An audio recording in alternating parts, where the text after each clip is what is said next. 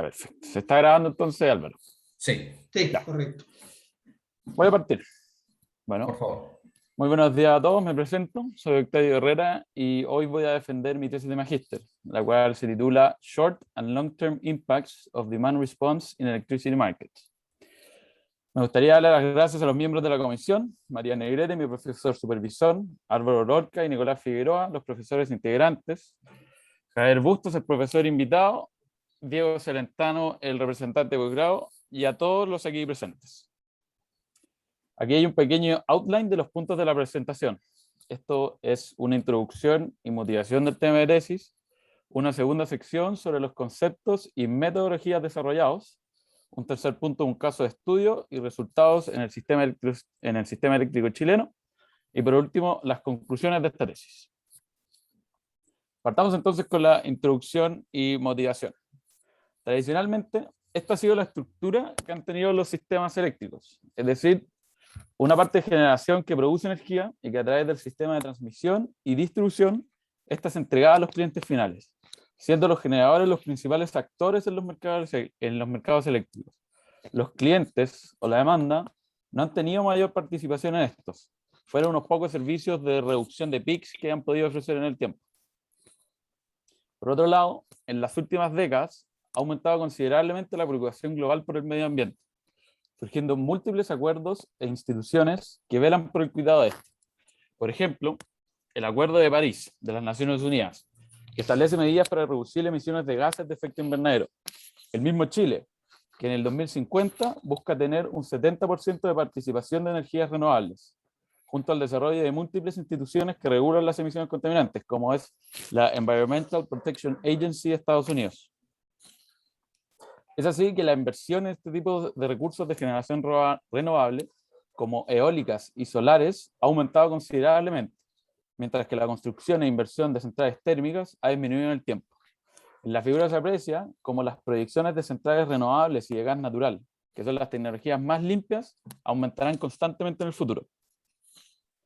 Sin embargo, este desarrollo de renovables ha traído muchos desafíos. Por ejemplo, en la figura se aprecia una net load curve, que es la curva de demanda de un día menos la generación de energías variables. Específicamente, en la imagen, esta es la net load curve de California, en que se observa que en las horas de la mitad del día, en donde existe la mayor generación de energía renovable o energía solar, la demanda disminuye considerablemente, para después aumentar abruptamente, cuando estos recursos solares se retiran. Esto trae una serie de problemas, como la operación ineficiente de centrales convencionales, que necesitan operar un mínimo técnico en estas horas del medio del día, y la posterior rampa que tiene que ser suplida por el resto de los generadores del sistema.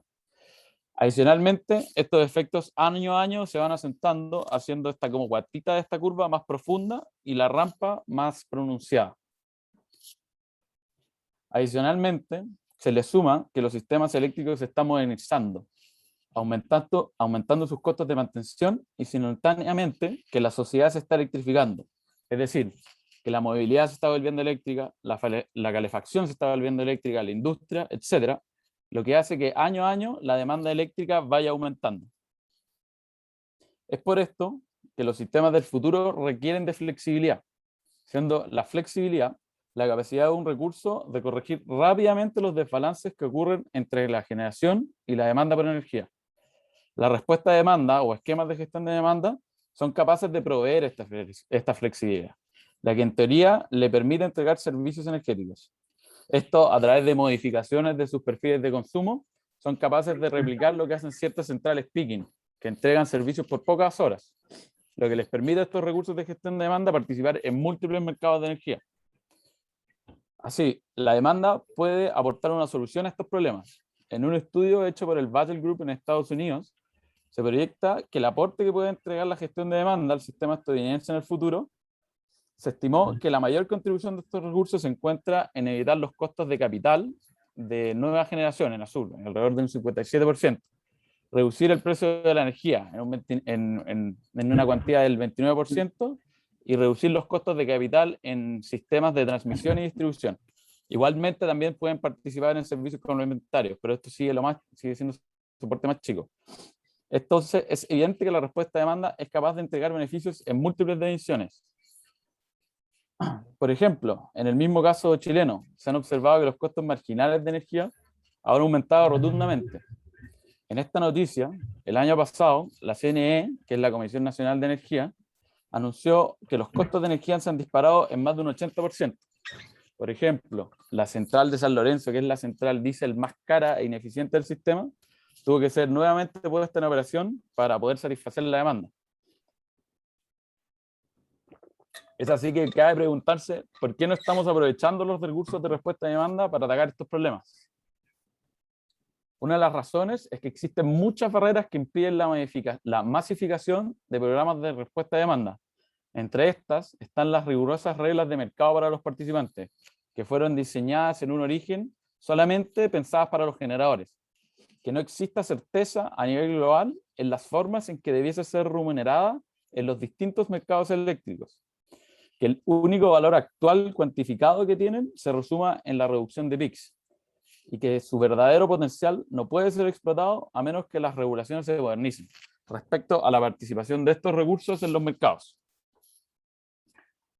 Es clave entonces que entendamos el valor de los recursos de gestión de demanda, que podamos aprovecharlos y asignarles su verdadero valor en los mercados eléctricos, al ser piezas claves en los sistemas eléctricos futuros, Pero esto no se va a poder lograr si es que no modificamos las regulaciones actuales, que significan barreras para estos recursos. Se necesitan políticas de apoyo, normas técnicas, avances tecnológicos, incentivos económicos y por sobre todo, métodos que nos permitan determinar su valor y participación en los mercados y sistemas. Y es ahí un poco de donde surge el nombre y foco de este trabajo, en medir y cuantificar los impactos de la implementación de la respuesta de demanda en los sistemas eléctricos, en entender y cuantificar el verdadero valor que tiene para el sistema. Para esto se desarrollaron e implementaron distintas métricas en el corto y largo plazo, con el fin de cuantificar sus efectos de implementación. En el largo plazo, métricas de confiabilidad y de valor de capacidad para valorizar su valor en suficiencia, y en el corto plazo, la cuantificación de emisiones y cambios en productividad, costos marginales y el desarrollo de distintos esquemas de gestión de demanda para comparar los beneficios de estas distintas implementaciones. A grandes rasgos, las contribuciones de esta tesis son la implementación de métricas de desempeño a largo plazo, como el valor en capacidad y nivel de confiabilidad de distintos esquemas, el desarrollo de métricas de desempeño en el corto plazo, como variaciones en productividad, emisiones y costos del sistema, el estudio de los resultados de la implementación de respuestas de demanda en el sistema eléctrico chileno, como un caso de estudio, y finalmente la discusión de conclusiones y observaciones claves, junto a recomendaciones para la regulación. Continúo entonces con la definición de estas métricas de desempeño y esquemas de demanda. La suficiencia o la confiabilidad de los sistemas eléctricos es medida a través de índices de confiabilidad. Estos índices identifican las fallas del sistema para suplir su demanda, utilizando métodos probabilísticos. En el caso particular de esta tesis, se utilizó el Loss of Load Expectation, o LOLE, que indica la cantidad de horas en un año en que el sistema no será capaz de suministrar su demanda. Siguiendo, gracias a los índices de confiabilidad, se pueden determinar métricas de valor de capacidad, las que tienen como objetivo cuantificar el aporte de suficiencia que entregan los recursos al sistema. En esta tesis se utilizó el Effective Load Carrying Capability, o ELCC, el que cuantifica el aporte en suficiencia considerando dos escenarios. Un primer escenario en que el sistema no incluye el recurso analizado y un segundo donde sí lo incluye. En la figura, en la foto de la diapositiva, se aprecian estos dos escenarios. El primero, sin el recurso, es el de la línea roja, y el segundo, con el recurso, es el de la línea celeste. En este se fija un objetivo de confiabilidad y se va agregando carga a ambos escenarios hasta que lleguen a él. Con esto, el ELCC se determina como la diferencia en carga que se le pueden agregar a estos dos escenarios, con diferencia cada uno. Por ejemplo, si a uno le agregamos 1000 y a otro 1500, la diferencia del LCC serían 500. Y el aporte o el LCC de este sistema con respuesta a demanda serían 500 para su valorización. Los métodos de Monte Carlo son usados para determinar los índices de confiabilidad. En consecuencia, ellos son la base para determinar las métricas de valor de capacidad, como el LCC que mencioné anteriormente. Estos se basan en modelos probabilísticos que determinan el estado operativo de una unidad, generando perfiles de disponibilidad de todos los recursos y acompañados de múltiples escenarios factibles, estiman la confiabilidad del sistema. En esta tesis se utilizó un método de Monte Carlo secuencial, que determina los perfiles de disponibilidad usando una cadena de Markov de 2 estados. Esto con la información operativa de cada recurso en el sistema. En el corto plazo, para medir las variaciones en productividad que experimentan los clientes al gestionar su demanda, se utilizó la intensidad energética, medida económica que describe la relación entre la energía necesaria para producir una unidad de riqueza y el ingreso generado al producirlo. Así, la intensidad energética se define en esta ecuación de acá abajo, que es el consumo energético, S, Energy Consumption, partido en la actividad económica, o Energy o Economic Activity, acá abajo. Otra métrica usada en el corto plazo es la cuantificación de emisiones en el sistema. La Environmental Protection Agency de Estados Unidos sugiere 4 métodos para hacer esto. 3 de ellos consisten en la utilización de mediciones y de medición, en la utilización de dispositivos de medición y mediciones específicas de cada combustible. Dada la naturaleza de las simulaciones, se optó por el 4º método de cuantificación, el que está aquí abajo, que utiliza valores estándares de factores de emisión para cada tipo de combustible en el sistema. Respecto a los esquemas de gestión de demanda, en esta tesis se analizaron 4. El primero es el Peak Control Scheme, que replica los periodos de control de punta utilizados en varios países, siendo uno de ellos Chile. El Precise Forecast y Uncertainty, que representan modificaciones del esquema de control de punta, pero con periodos de control reducidos. Y por último, el Load Shifting Scheme, que transfiere consumo a lo largo del día de manera inteligente con el fin de reducir los peaks en la demanda. De manera muy resumida, voy a explicar la forma de generar los perfiles de estos esquemas. El primero, el Peak Control Scheme, agrega información de sectores económicos flexibles, en esta parte de aquí, para luego separar la demanda original del sistema en cada uno de ellos, según su consumo eléctrico y región. Posteriormente, se ocupan los factores modulantes F, dentro y fuera de horas punta, que escalan sus perfiles siguiendo sus razones de flexibilidad. Así se obtienen 2 perfiles, el de Peak Control, que modula su perfil dentro y fuera de horas de punta, y el Unmanaged Scheme, el cual no gestiona su demanda durante horas punta. Vale la pena mencionar cómo se obtienen estos parámetros moduladores F en hora punta y fuera de hora punta. Para esto se utilizan las 2 ecuaciones que se ven aquí. La primera de ellas se encarga de mantener constante la energía del perfil original con la del perfil modificado, mientras que la segunda se preocupa que las reducciones de demanda dentro de las horas punta sigan los niveles de flexibilidad que tiene cada sector. 2 variaciones adicionales del Peak Control Scheme son propuestas. La primera de ellas es el Precise Forecast, en donde los clientes son capaces de pronosticar con total precisión la hora de mayor demanda de la semana y gestionan su consumo usando el factor F de horas punta en esa hora. El segundo es la modificación de Uncertainty, que como su nombre menciona, tiene incerteza de la ocurrencia de los eventos críticos en el sistema, por lo que gestiona su demanda en ventanas de 3 horas alrededor de la hora de mayor demanda de cada semana y cada día hábil, utilizando el factor F de modulación en horas punta. El último esquema es el Load Shifting Scheme, que a diferencia de los anteriores, que reducen su consumo en respuesta a peaks en la demanda, adicionalmente de reducir su consumo en respuesta a peaks, tiene remuneraciones o paybacks de su energía en otros momentos del día. El modelo de este esquema se puede ver en esta diapositiva, el que a muy grandes rasgos mueve consumo eléctrico de momentos críticos a momentos con menor demanda. Este último esquema se entiende mejor si se observa lo que hace. En esta imagen que puse aquí tengo un ejemplo de juguete de un perfil de demanda del largo de una semana.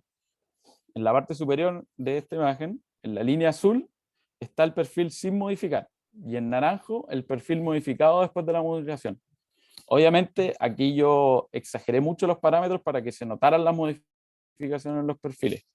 En la parte inferior se nota, en el gráfico de barras, las barras azules muestran las reducciones que se hicieron y las barras en naranjo las devoluciones de energía. Así es fácil notar lo que hace el esquema de gestión al trasladar cargadoras de alta demanda a horas de baja demanda. Entonces, para cerrar esta sección, explico un poco la manera en que se obtuvieron resultados en esta tesis.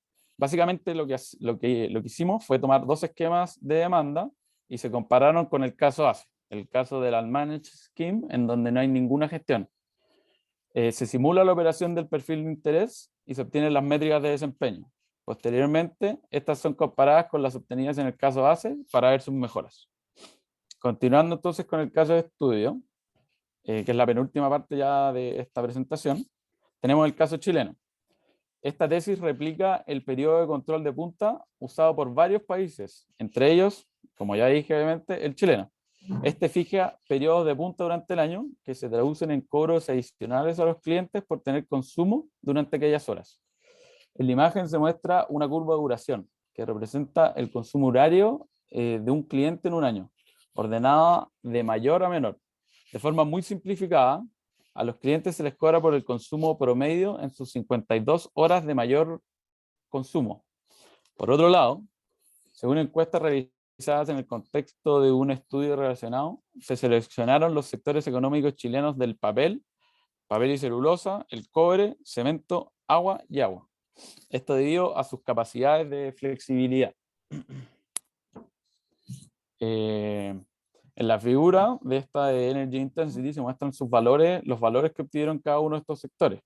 Como se ve, estos no han tenido grandes cambios en el tiempo, concluyéndose que no han tenido mayores cambios ni en sus estructuras productivas ni económicas, por lo que se utilizan sus valores de intensidad, energética al año 2018 para cuantificar sus variaciones en productividad.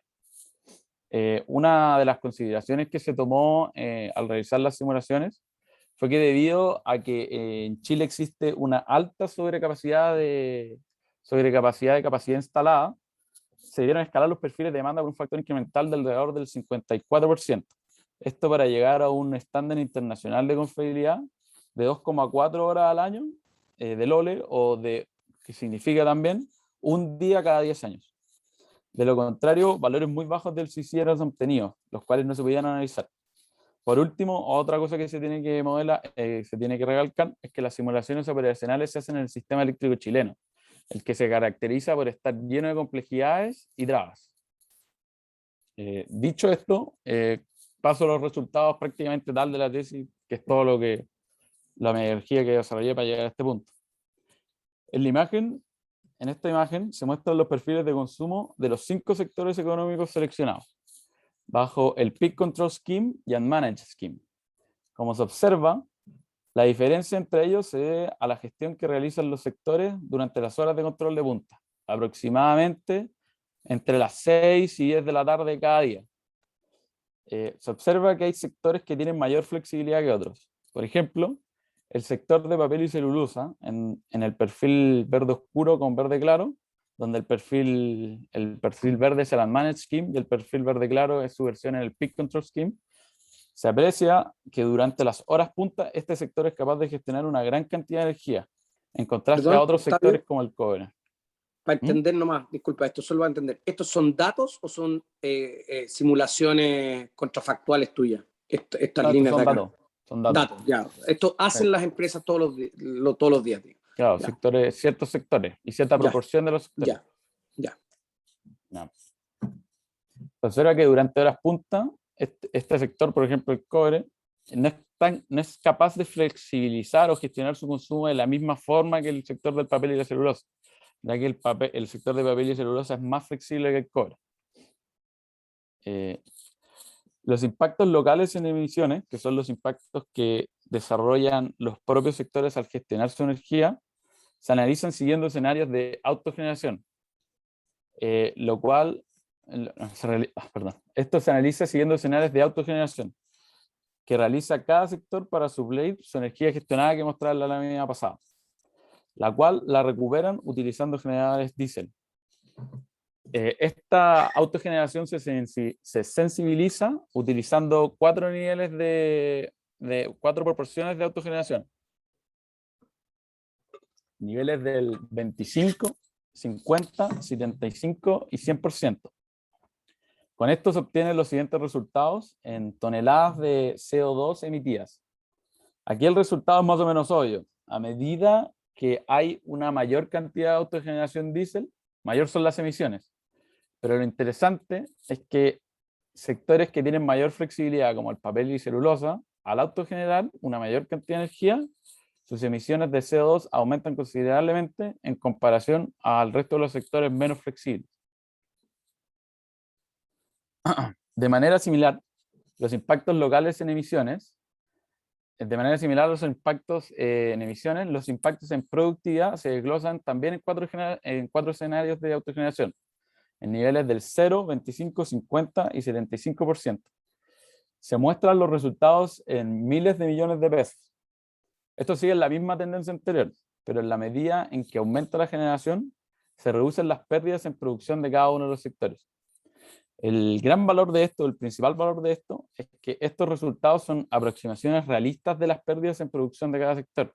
Y aquí se usaron datos reales de cada uno de estos sectores, cuantificando las pérdidas por gestión de su consumo. Dejando de lado los impactos locales de cada sector, se pasa a los impactos a nivel de sistema. En la figura se aprecia como el Peak Control Scheme solo modifica su demanda durante las puntas, periodos de control que calzan con horarios de la tarde, en donde generalmente aumenta la demanda, pero que no necesariamente son las horas más críticas del sistema. Hay ciertas falencias en la regulación actual que considera las horas de mayor demanda como las horas más críticas para el sistema, cuando esto no es siempre verdadero en la práctica. Independientemente de esto, se analizaron los costos marginales del sistema. En las horas en las que no hay gestión, el Unmanaged Scheme tiene mayores costos, debido a que operan una mayor cantidad de centrales a gas y de represas. Adicionalmente, aumentan el uso de centrales diésel de altos costos que suplen los PICs, los que son fuertemente reducidos en el Peak Control Scheme, reduciendo fuertemente sus costos durante las tardes en donde hay gestión. Respecto a las emisiones emitidas a nivel de sistema por el esquema de Peak Control en comparación al Managed, en la primera tabla, la de acá arriba, se observan sus variaciones en emisiones. El Peak Control Scheme alcanza a variar con respecto al Managed Scheme en un menos 0,21%. Esto no pareciera ser mucho, pero siguen siendo miles de millones de toneladas de CO2 al año que no son emitidas. En la segunda tabla, en la de aquí abajo, se aprecian las contribuciones a la suficiencia que entrega el esquema. Lo primero es que aumenta la confiabilidad del sistema, pasando de 2,4 horas de LOLE al año a prácticamente 0 horas, y reduciendo el pico anual de demanda en casi 700 megawatts. Siguiendo es cuando aparecen los resultados relevantes.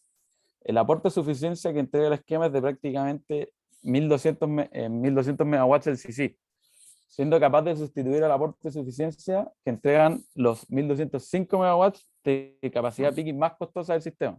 Esto reduce considerablemente los costos de operación y capital en el sistema eléctrico chileno.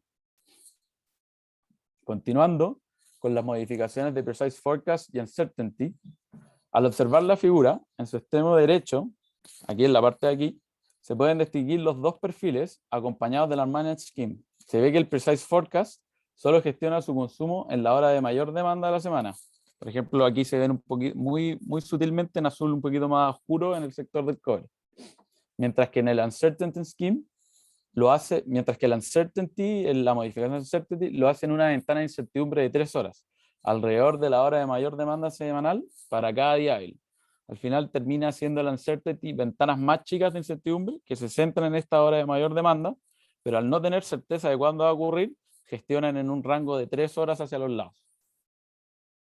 De igual manera que en el Peak Control Scheme, se miden las emisiones locales por autogeneración de los sectores. En esto se obtuvo una menor emisión, una menor cantidad de emisiones en comparación al Peak Control Scheme, pero por el hecho de que tienen ventanas de menor control de punta. Destacan los resultados del Precise Forecast con resultados muy bajos para la totalidad de los sectores. Esto se explica a que esta modificación del Peak Control Scheme solo reduce su demanda 1 hora a la semana. Por el otro lado, la modificación del Uncertainty tiene mayores emisiones al gestionar su consumo durante controles de punta de mayor duración. Los impactos locales en productividad siguen una tendencia similar en ambas modificaciones. A medida que autos generan una mayor cantidad de energía, menores son sus pérdidas económicas, destacándose el desempeño del Precise Forecast, que tiene pérdidas mínimas durante el año, mientras que las pérdidas del Uncertainty son mayores, siendo ambas modificaciones menores en cantidad de las pérdidas que se generan en el Peak Control Scheme. Por ejemplo, en el Precise Forecast se llegan a pérdidas muy bajas. En el nivel de autogeneración del 75% se puede llegar a una pérdida de entre todos los sectores de solamente 4,28 miles de millones de pesos, que en un año no es nada para estos sectores grandes, que incluyen, por ejemplo, el cobre.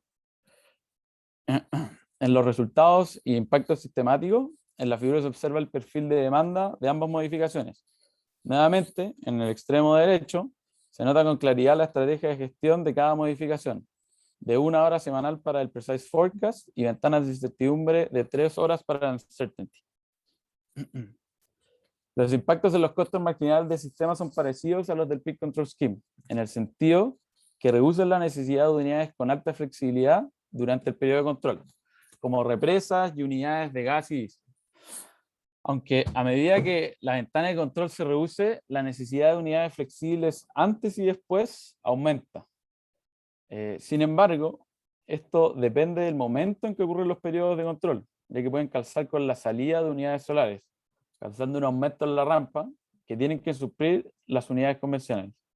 Aún así, la reducción de costos es considerable durante los periodos de control, al reducir la necesidad de utilizar costosas unidades peakings como son las centrales de gas o diésel. Respecto a sus reducciones de emisiones a nivel del sistema, estas son menores a las alcanzadas en el Peak Control Scheme de menos 0,01% para el Precise Forecast y menos 0,18% para el Uncertainty, debiéndose en parte a que estas tienen menores ventanas de control de punto. Respecto a sus valores de suficiencia, en la tabla de la diapositiva en la parte de abajo, ambas modificaciones mejoran la confiabilidad del sistema, reduciendo su valor original a 2,12 y 0,27 horas respectivamente. El peak máximo también es disminuido en ambos esquemas. En el de Precise Forecast se reducen 4 megawatts y en el de Uncertainty se reducen 175 megawatts. Pero en la parte importante, los resultados que realmente importan en ELCC, el Uncertainty obtiene valores altos de FCC de 540 megawatts y es comparable a la suficiencia que entregan los 550 megawatts de unidades las de unidades peaking más costosas del sistema. Por otro lado, el Precise Forecast, que está acá arriba en la segunda línea, obtiene solo 30 megawatts de LCC y solo puede ser capaz de sustituir los 26 megawatts de unidades peaking más costosas del sistema.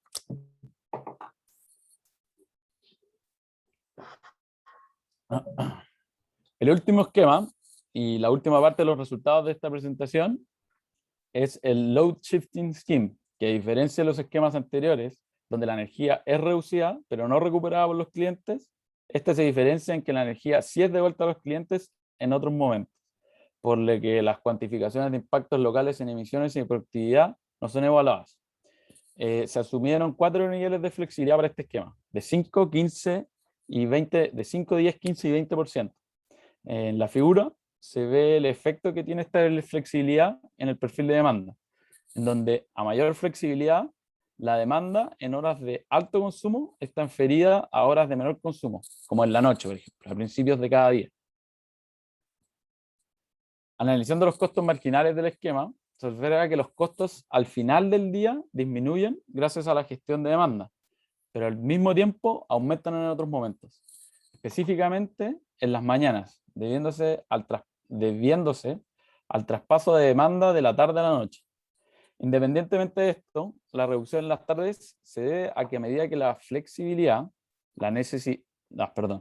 independientemente, la reducción en las tardes se debe a que a medida que aumenta la flexibilidad, la necesidad de ocupar unidades diésel en la tarde disminuye. También los costos aumentan en otros periodos debido a la necesidad de utilizar unidades de gas para seguir las rampas generadas en la demanda. Las disminuciones a nivel sistemático de emisiones van mejorando en la medida que aumenta la flexibilidad, yendo en el rango de menos 0,4 a menos 0,11, desde el nivel de menos flexibilidad de 5% que está acá, al nivel de mayor flexibilidad de 20%, pero es donde se alcanzan los menores resultados de reducción de demanda en comparación, por ejemplo, el de 15% de flexibilidad que alcanza mejores reducciones. Esto se debe a que el perfil de demanda que genera este nivel de flexibilidad, el de 20%, requiere del despacho de una mayor cantidad de unidades de biomasa de carbón, que tienen altos factores de emisiones contaminantes. Respecto a las contribuciones de incapacidad del esquema, a medida que el nivel de flexibilidad aumenta, todas las métricas de desempeño van mejorando. Los niveles de confiabilidad comienzan en 0,63 y terminan prácticamente en 0. La reducción anual del pic de demanda es reducida considerablemente, de 239 megawatts a 968 megawatts. Así se llega al aporte en capacidad ULCC que entregan los esquemas, alcanzando los mejores resultados entre todos los esquemas y variantes analizados en esta tesis, llegando a niveles del CC de 1347 megawatts, que es sorprendente porque ya es una cosa mayor de 1 giga, y sustituciones de unidades peaking de 1300 megawatts. Sin embargo, se observó una saturación en los resultados. En la medida que la flexibilidad aumentaba, la derivada entre cada nivel de flexibilidad no se mantenía constante, aunque los resultados no dejan de ser buenos. Por último, pasamos a la última parte de la presentación sobre las conclusiones. Una de las primeras conclusiones que resalta esta tesis es que la implementación de recursos de gestión de demanda reduce los costos marginales de operación a corto plazo, reduciendo la necesidad de tener que recurrir a costosas unidades peaking para suplir pics de demanda, cosa que se vuelve bastante simple y barata con la modificación de perfiles de demanda. Las emisiones de gases de efecto invernadero son reducidas al tener que necesitar cada vez menos centrales térmicas, principalmente centrales a carbón con altos efectos contaminantes. Esto facilita a los sistemas de múltiples países a llegar a sus metas de reducción de emisiones. Los problemas causados por la alta penetración de energías renovables, como solares y eólicas, se pueden contrarrestar. El uso de recursos de gestión de demanda permite apaciguar los problemas que traen las unidades de generación variable, permitiendo aún más la masificación de estos recursos. Se puede tener un gran ahorro en costos de capital futuro, que están destinados a la construcción de nuevas centrales generadoras para suplir el constante incremento de la demanda en las sociedades, con la posibilidad de redirigir estos recursos a programas de gestión de demanda o cualquier otra alternativa que entregue flexibilidad al sistema. Las necesidades actuales de confiabilidad de los sistemas eléctricos pueden ser rápidamente cubiertas con la incorporación de programas de respuesta a demanda, que previgan con la debida antelación los momentos críticos de los sistemas para preparar gestiones que reduzcan la ocurrencia de momentos peligrosos y así mejorar la seguridad y capacidad del suministro. Por último, al evaluar y determinar el auténtico valor de los esquemas de gestión de demanda en todas sus dimensiones, la masificación de este tipo de recursos se facilitará, solucionando de manera económica y eficiente los actuales y futuros problemas de los sistemas eléctricos, en un contexto de cambio climático y electrificación de las sociedades.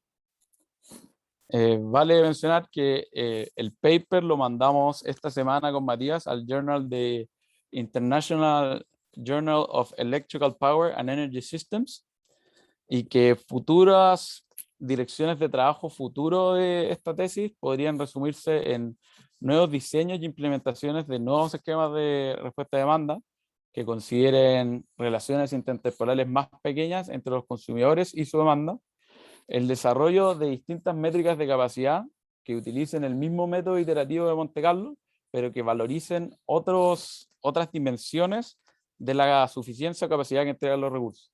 Y por último, recalcando lo que va detrás de todo esto, que son las simulaciones de Monte Carlo, se podrían seguir ampliando, incluyendo nuevas aristas, como son la introducción de factores climáticos, la incerteza en la demanda, temporadas más secas, por ejemplo, en el caso chileno, entre otros. Es con esto que quiero terminar mi tesis, dejar estos últimos mensajes de cómo la respuesta a demanda puede ser un aporte al sistema, y agradecerles a todos ustedes por su tiempo y paciencia. Muchas gracias.